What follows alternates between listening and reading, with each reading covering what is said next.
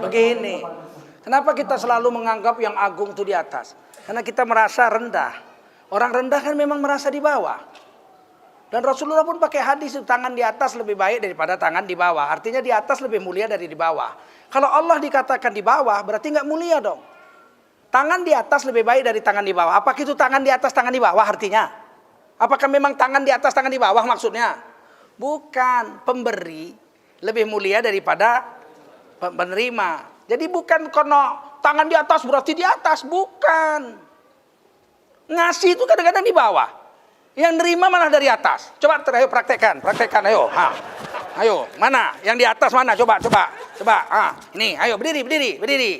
Nih, praktekkan nih biar lihat nih. Saya kasih. Yang ngambil tuh kan dari atas. Masa saya kasih gini ngambilnya dari bawah? Coba, pegang. Kasih saya. Mestinya dari atas, betul nggak? Ngambilnya dari atasnya. Jadi kenapa Nabi bilang tangan di atas?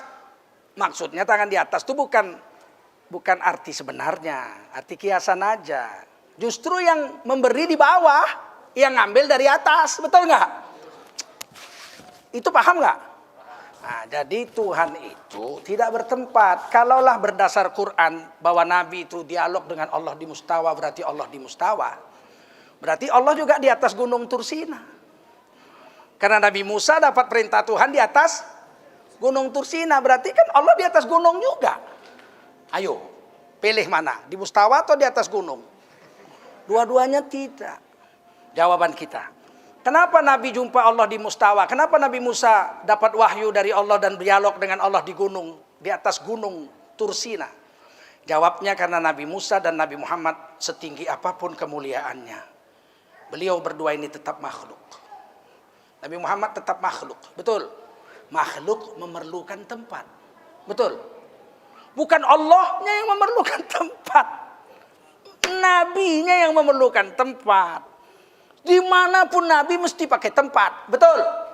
Allahnya nggak perlu tempat, karena Nabi itu manusia, makhluk. Biarpun setinggi mustawa sana, tetap aja Nabi Muhammad memerlukan sebuah tempat. Allah perlu nggak? Kalau Allah perlu tempat berarti Allah lemah. Kan qiyamuhu binafsihi wal hayyul qayyum. Allah itu maha berdiri sendiri. Nggak perlu tempat, nggak perlu malaikat, nggak perlu makhluk. Betul. Nabi Muhammad, Nabi Musa pakai tempat karena beliau berdua ini tetap manusia, tetap makhluk. Mereka itu memerlukan tempat, sedangkan Allah tidak. Begitu. Kodratnya manusia kan kalau apa di atas, karena manusia kalau minta dia merasa dia rendah. Kalau ada orang minta merasa tinggi, gila lah dia. Orang menjilat itu kan merasa rendah. Pak, komisaris Pak, kan merasa di bawah.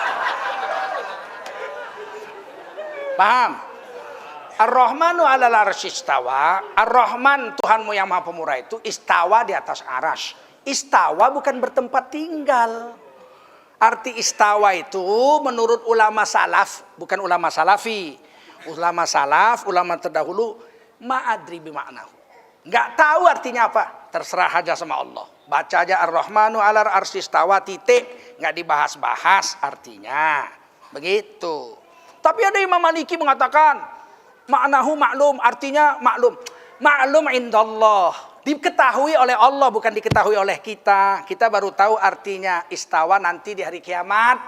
Itu ulama salaf. Alif lam mim, apa artinya? Nggak tahu. Nanti kita baru tahu di hari kiamat. Itu salaf.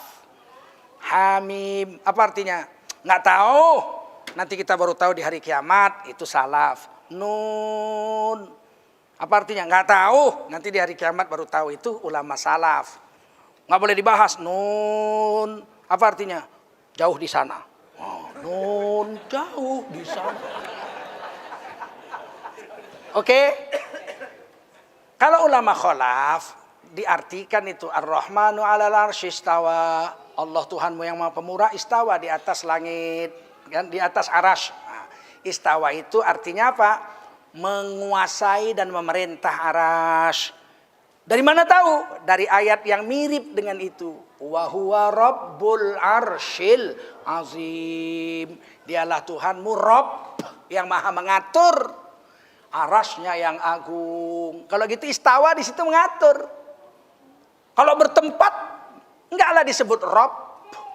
Alhamdulillahi Rabbil Alamin. Segala puji bagi Allah Tuhan yang mengatur alam semesta. Apakah Allah di langit?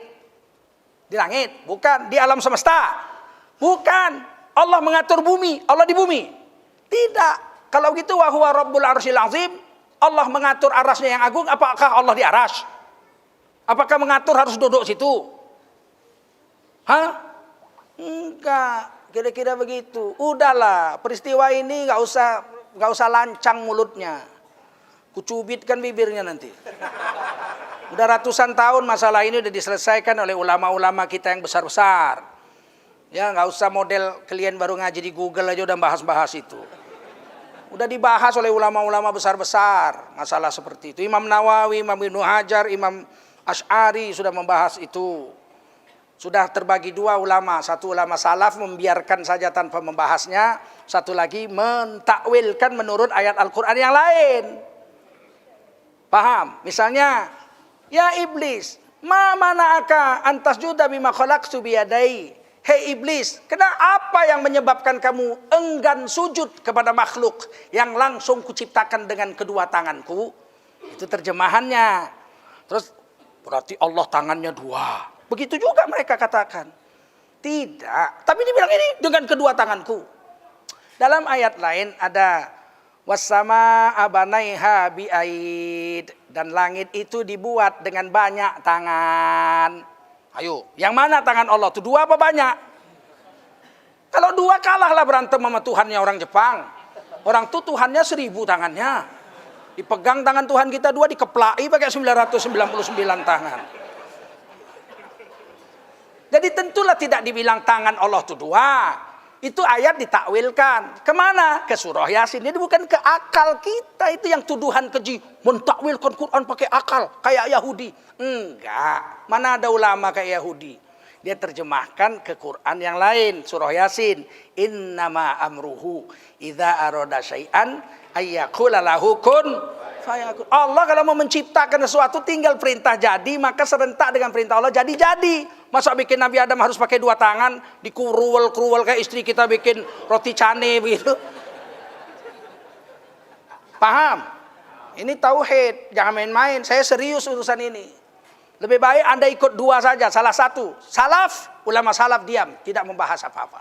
Biarkan apa adanya, nanti di hari kiamat kita tahu artinya. Yang kedua kholaf, ulama kholaf itu membahas, mentakwilkannya dengan ayat Quran yang muhkamat, yang pasti. Bukan menerjemahkannya menurut ayat yang mutasyabihat yang membuat ragu-ragu maknanya macam-macam. Demikian mudah-mudahan ada manfaat.